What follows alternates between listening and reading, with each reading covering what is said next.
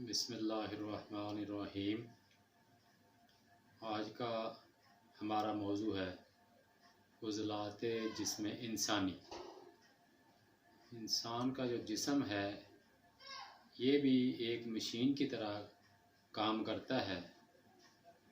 हर machine में कुछ सामान डाला जाता है, कुछ पैदावार उसमें होती है और उसमें से कुछ गंदगी बचती है जो बाहर खारिज कर दी जाती है। इसी तरह इंसान के जिस्म में भी गंदगी जो बाकी बचती है उसका जिस्म से बाहर खारिज होना बहुत ज़रूरी है। उस गंदगी को हम फुज़लात कहते हैं। फुज़लात यानी फाजल या गंदे मादे, इंग्लिश में इसे ह्यूमन बॉडी वेस्ट्स कह सकते हैं। ये जहरीला मवाद होता है। अगर ये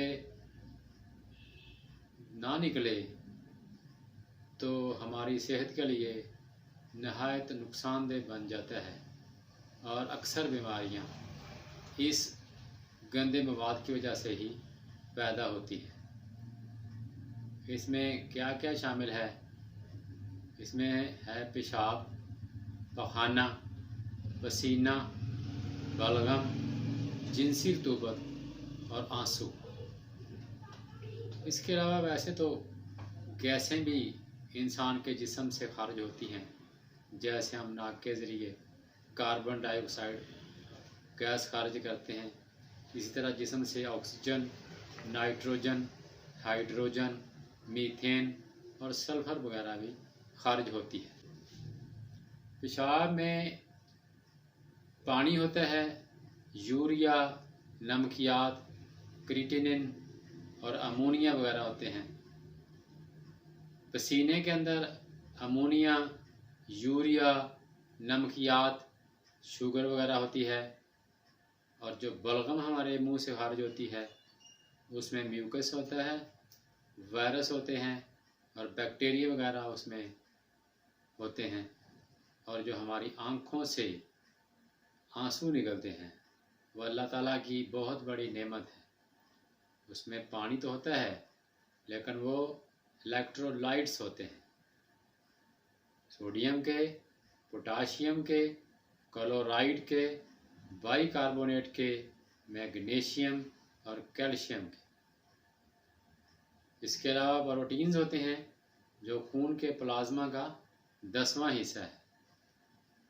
आँखों और नाक की सफाई आंसुओं की वजह से हो जाती है। जब आंसू इंसान के जिस्म से निकलते हैं तो उसके साथ गले की सफाई भी हो जाती है। आंसू 3 किस्म के होते हैं। एक तो वो होते हैं जो बाकायदा अपनी रूटीन में निकलते हैं, वो हमारी आँखों की हिफाजत करते हैं, उनकी सफाई करते हैं, उसे बेसल टीयर्स कहते हैं। दूसरे आंसू होते हैं वो जो इमोशनल होते हैं, जब हम जज्बात में आते हैं, परेशानी होती है, सदमे में चले जाते हैं, किसी भी मुसीबत में हम चले जाते हैं। तो मुसीबत जब इंतहा से ज़्यादा हो जाती है, जब हमारे जिस्म से वो काबिल बर्दाश्त हो जाती है, नाकाबिल बर्दाश्त हो जाती है, तो वो इमोशनल हो जाते हैं हम और हम रोने लग पड़ते हैं।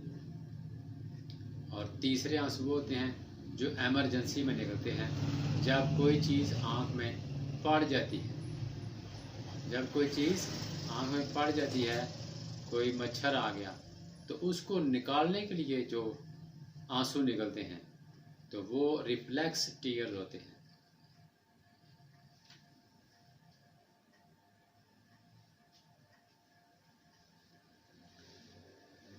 आँख की सेहत के लिए ये तीनों किस्म के आंसू बहुत ही मुफीद हैं।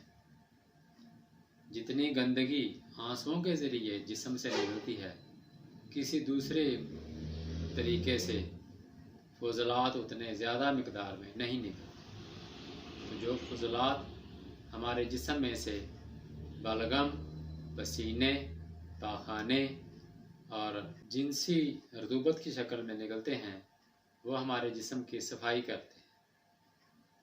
अगर वो कम निकलें या ना निकलें तो बीमारियों का सबब बन जाते हैं, और ज़रूरत से ज़्यादा निकलें तो हमारे जिस्मों में कमज़ोरी पैदा हो जाती है। तो हम ये देखते हैं अब कि ये कम कैसे निकलते हैं या कब क्यों नहीं निकलते।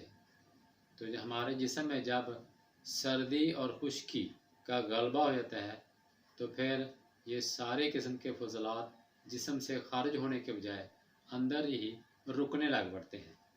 जैसे बर्फ़ वाला ठंडा पानी पीना, बोतल, चाय, चावल और बेकरी की मसनूआत, ये जब हम इस्तेमाल करते हैं तो हमारे जिस्म से फजलात फाजल मादे नहीं निकलते। और इसी तरह हम जब सहल पसंदी करते हैं, यानी खाना खा लिया और लेट गए, सो गए, आराम से बैठे रहे, अपने जिस्म को मेहनत मुशक्क़त का आदी ना बनाया, तो हमारा जिस्म बोझल हो जाता है, हमारा खाना अच्छी तरह हज़म नहीं होता। जब खाना ही हज़म नहीं होगा तो उससे फाजल मादे किस तरह तैयार होंगे और किस तरह वो जिस्म से खारिज होंगे। तो अल्लाह ताला हमें समझ अता फरमाए ताकि हम अपने जिस्म को, जो कि हमें अल्लाह ताला की तरफ से मिली हुई एक बहुत बड़ी अमानत और नेमत है, हम इसकी हिफाजत कर सकें। अस्सलामु अलैकुम व रहमतुल्लाह।